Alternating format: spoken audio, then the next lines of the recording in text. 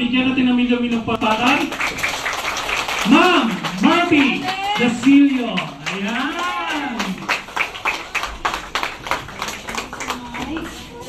Okay lang bang palakpakan ulit natin si Sir Moy? Ayan. Kaya pa? O bigyan na?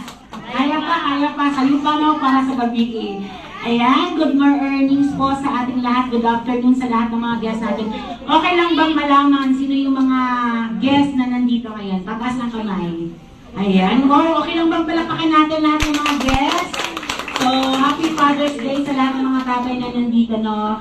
May purpose talaga si Lord. Bakit kayo nandito ngayon? Kasi I know, somehow nagdasal kayo na makahanap ng magandang opportunity and then binigay sa inyo yung taong nag-introduce ng business. Sa dami-dami ng taong i-invite nila, bakit ikaw? Kasi may purpose yan. So, pakilala lang po muna ako ng konti. I'm Marby Asonto Dasilio, all the way from Polomolok, South Cotabato. Actually, I've been doing the business for 11 years. Wow!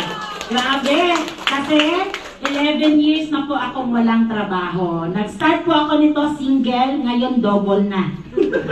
Single ngayon, meron na po akong anak, married na po ako, meron na po akong 3 anak. Imagine niyo kung wala akong ganitong negosyo, mabubuhay ko kaya yung 3 anak ko na 11 years akong walang trabaho. Right? At 8 years na din walang trabaho yung husband ko. So, eto na talaga yung naging bread and butter ng family namin. Kaya ulit, palakpakan natin si Lord kasi nakilala ko ang ganitong negosyo way back 20